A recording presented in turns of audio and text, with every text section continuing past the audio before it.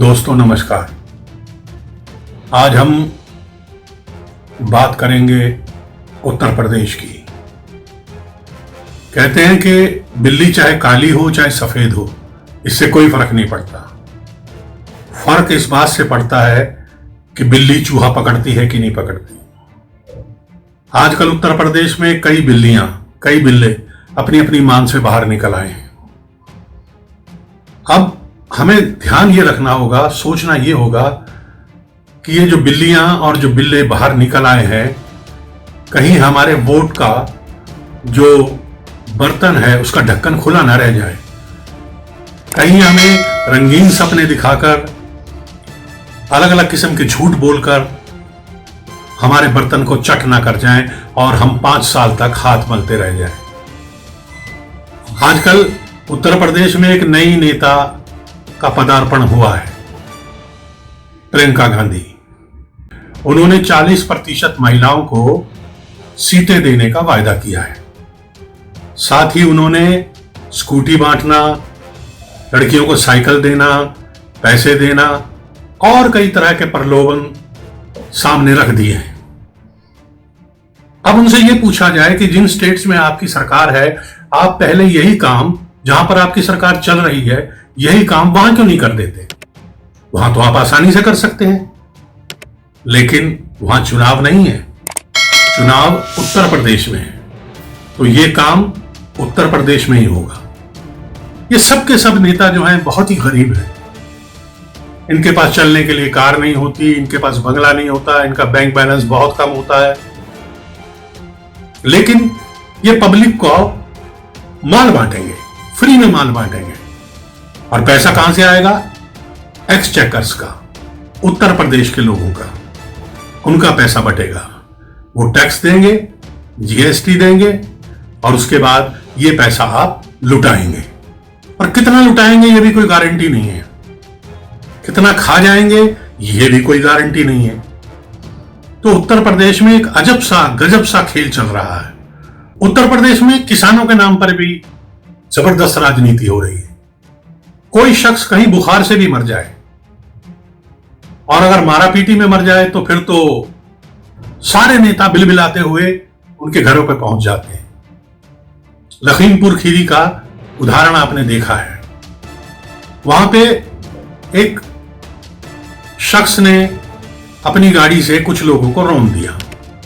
ये गुनाह था, ये जुर्म था, इसकी सजा उसको मिलनी चाहिए और सजा मिल रही है।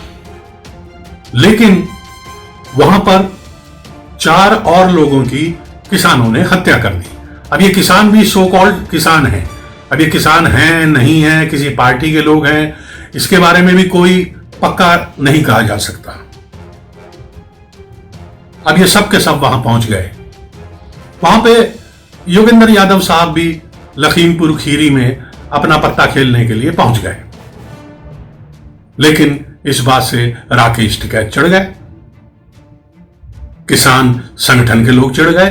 उन्होंने कहा ये तो हमारी जमीन हथिया रहा है। तो उन्होंने उसको कुछ समय के लिए आंदोलन से बाहर कर दिया। एक अजब गजब का खेल चल रहा है उत्तर प्रदेश में। यहां पर कोई बात नहीं कर रहा जनसंख्या के बारे में कि उत्तर प्रदेश में इतनी जनसंख्या बढ़ती जा रही है, कल खेती के लिए जमीन कहां से मिलेगी, कल अन्न दाना पानी कहां से मिलेगा, नौकरियां कहां से मिलेंगी, स्वास्थ्य की सुविधाएं कहां से आएंगी, इस बारे में कोई बात नहीं कर रहा। सब अपनी अपनी ढपली बजा रहे हैं। जिसे देखो वो जात पात और धर्म का कार्ड खेल रहा है।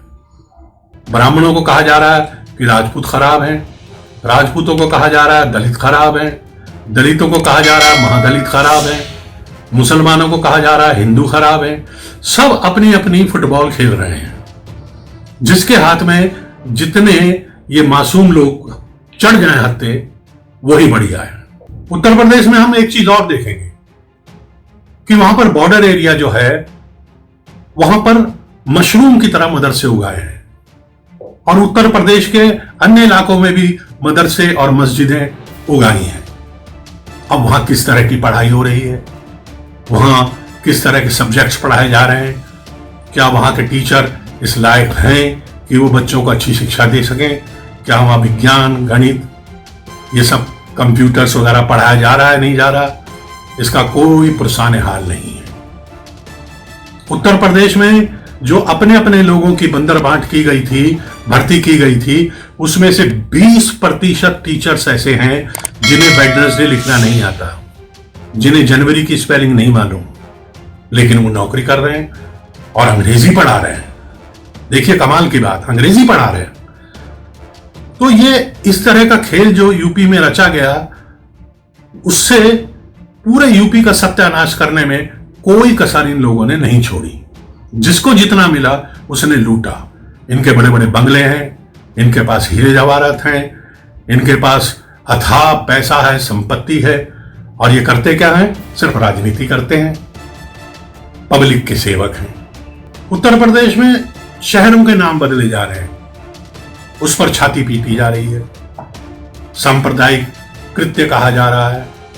अरे भैया, ये नाम पहले बदले गए थे, आज तो उनको दोबारा से ठीक किया जा रहा है।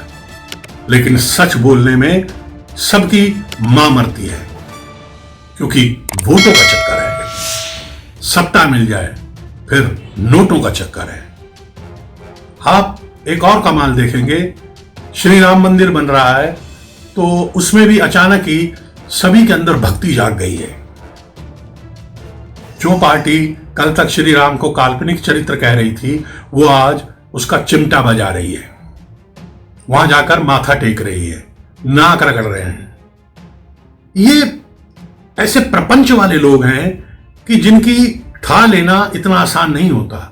हमें आजमाए हुए आदमी को, जिसने आपके यहां काम किया हो, चाहे वो किसी भी पार्टी का हो, उसी को वोट देना है, उसी को सत्ता में लाना है। वरना फिर वही गुंडागर्दी, वही लूटपाट, वही जो क्रिमिनल्स बाहर दंदनाते हुए घूमते थे, वही सब देखने को मिलेगा। तो दोस्तों, उत्तर प्रदेश में एक तरह से केले के छिलके पे खड़े होकर ताता थैया का डांस हो रहा है। अब देखना है इस केले के छिलके से फिसलकर कौन गिरता है, कौन बचता है। 2022 में ये पता लग जाएगा। लेकिन आप नजर रखिए, आप सतर्क रहिए। इन लोगों की बातों में ये जो नए नए प्रलोभन दे रहे हैं, उनसे अपने को बचा कर रखिए। जय भारत माता, जय भारत, वंदे मातरम, नमस्कार।